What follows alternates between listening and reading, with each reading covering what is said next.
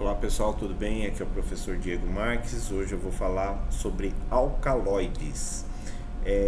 Peço para vocês nos ajudarem aí nos likes, compartilhando, assistindo nossos vídeos para ajudar aqui o nosso canal, beleza?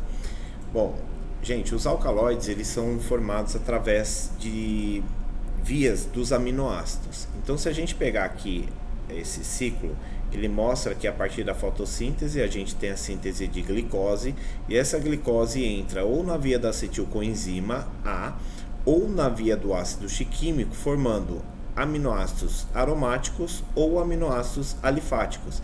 E esses compostos vão gerar substâncias nitrogenadas. Os alcaloides estão presentes nesse grupo dos compostos nitrogenados, ok? Aqui essa imagem é bem bacana porque a gente tem aqui mostrando vários metabólitos que são formados a partir dessas vias. Então, por exemplo, os compostos terpênicos, que é formado pela via do metileritritol, do ácido mevalônico, e os compostos os compostos fenólicos, que são formados a partir da via do ácido chiquímico e do acetato malonato. Então você vai ter dentro dos compostos fenólicos os taninos, os flavonoides, as cumarinas, as antraquinonas, e aqui dentro dos compostos terpênicos nós temos principalmente as saponinas, os glicosídeos cardioativos, e dentro dos compostos nitrogenados nós temos, por exemplo, os alcaloides e os pseudoalcaloides, as metilxantinas. Bom, esses compostos são antigos e a gente tem vários relatos de uso na história. Sócrates foi um dos casos famosos, né, que ele foi executado por passar seus pensamentos filosóficos na época, e os seus pensamentos na época eram tidos como pensamentos muito evolucionistas, né? Então o governo ali de Atenas achava que isso corrompia a juventude da época. Então ele foi condenado e foi executado ingerindo chá de cicuta, que possui uma substância chamada de coniina.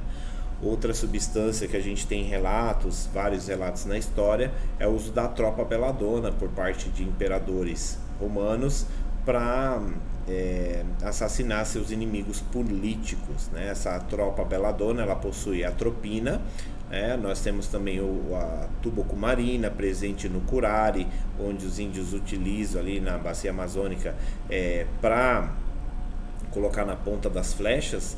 E esse veneno ele causa paralisia muscular. Nós temos também a morfina, que foi descoberta posteriormente, né? Nós temos a cafeína. Então todos esses compostos são compostos que em comum possuem nitrogênio. Notem aqui na estrutura molecular dessas substâncias o nitrogênio presente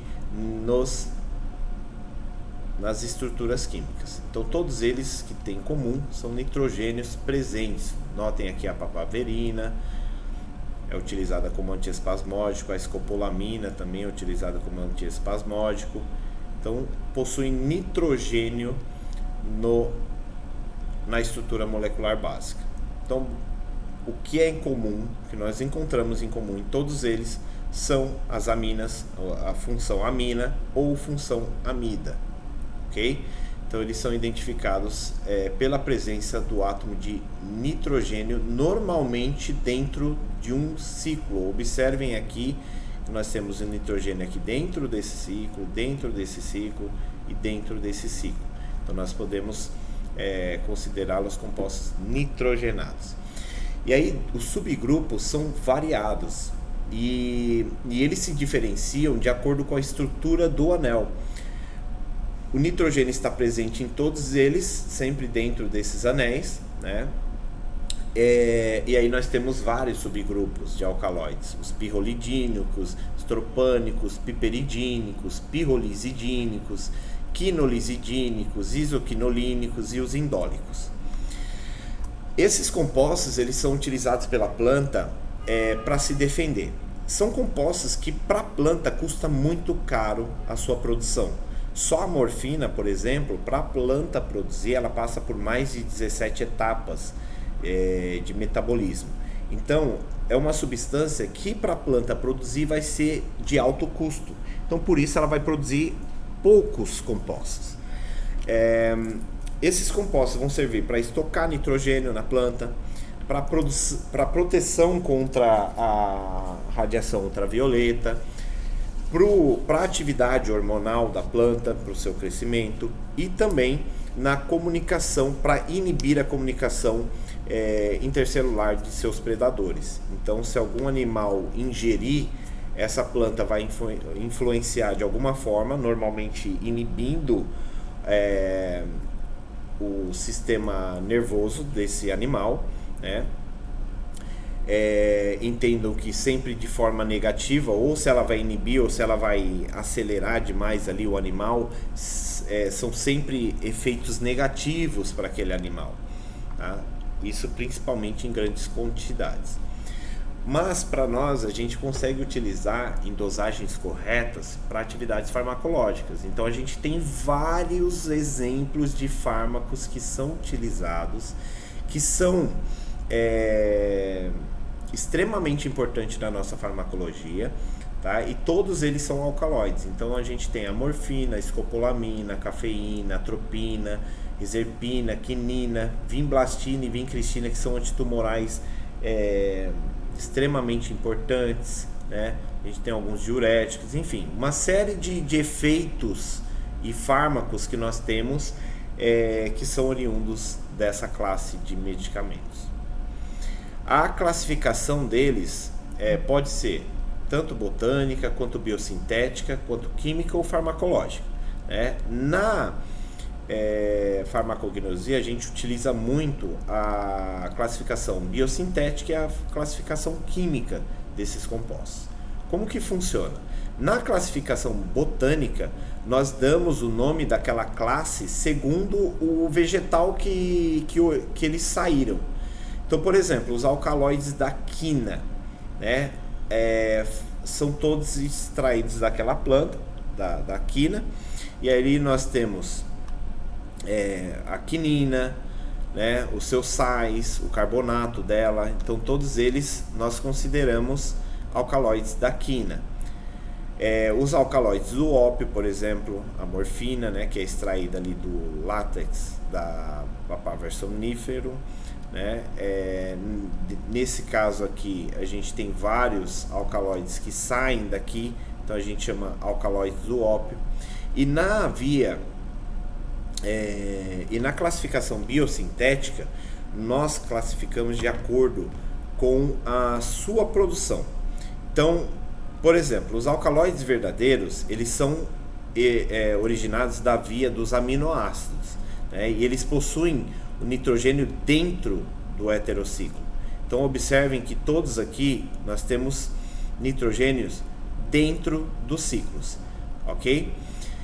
Então nós chamamos todos eles de alcaloides verdadeiros. Nós também possuímos os protoalcaloides, onde o nitrogênio está fora desse anel heterocíclico.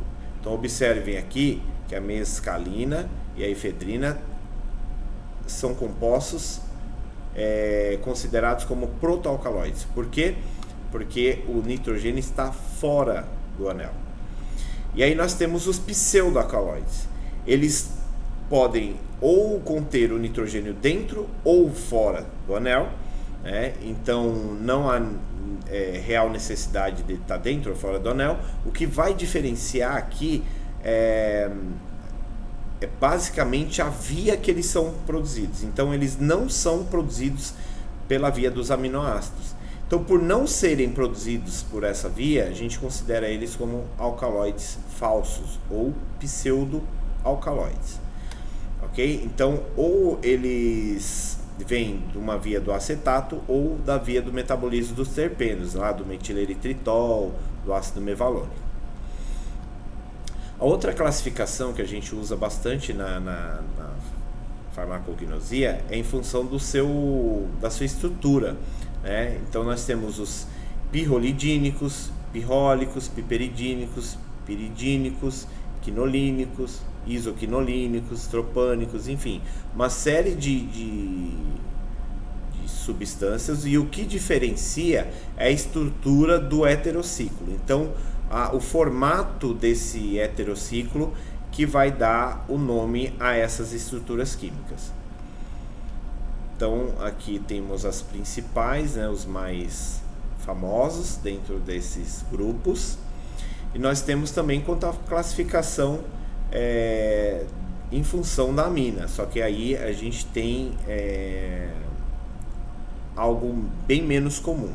Então observem que nós temos aqueles que nós chamamos de alcaloides primários, né, nós só temos uma ligação, nitrogênio só tem uma ligação, aqueles que são secundários, os terciários, porque tem 3 ligações, né? Enfim, e se tiver o grupamento fenólico, então, por exemplo, a gente chama de alcaloides fenólicos. Então o nitrogênio está aqui, porém ele tem um grupo fenol aqui. Então, por ter um grupo fenol, nós chamamos de alcaloides fenólicos, né? E aqueles que são quaternários, que estão ligados a 4 ligações. Na farmacologia, é muito comum deles utilizarem a classificação de acordo com a sua atividade biológica. Então, por exemplo, nós temos analgésicos, antiespasmódicos, depressores, psicoestimulantes, enfim, todos classificados de acordo com a sua atividade farmacológica. Mas a gente tem que tomar muito cuidado que esses compostos, eles quase nunca apresentam só uma ação. Então, normalmente ele tem várias ações. Então, por exemplo, a morfina, né, ela tem uma função ali meio sedativa, hipnótica, né? Porém, a função dela é como analgésico. Então, eles classificam como analgésico. Mas entendam que ela é depressora do sistema nervoso e também tem uma atividade analgésica. Bom, e aí nós temos os pseudoalcaloides, que são as metilxantinas. Nesse caso, elas são substâncias consideradas pseudoalcaloides, não são originadas da via do aminoácido, tá? E os mais famosos que a gente tem vêm ali das plantas, como café, chá da Índia, guaraná, o extrato de cola, o chocolate. Então todos eles possuem metilxantinas. As metilxantinas mais abundantes que a gente encontra são a cafeína, que é muito famosa, né? A teofilina e a teobromina. Esses compostos, eles têm várias atividades farmacológicas e eles agem principalmente ali no sistema nervoso central ou no cardiovascular, renal ou digestório, enfim, uma série de ações que eles possuem, e eles também podem comprometer o metabolismo de carboidratos e lipídios, acelerando esse metabolismo, por exemplo, né? E aí, cada uma dessas metilxantinas vão ser empregadas com finalidades diferentes. Então, você tem várias propriedades farmacológicas dessas metilxantinas, e cada uma delas pode ser utilizada de acordo com a estrutura molecular. Os mais famosos, então você tem ali o cacau, né, que possui teobromina. Então você tem uma quantidade aí de metilxantinas bem interessante. Nós temos a teobromina como prevalente e a cafeína presente também.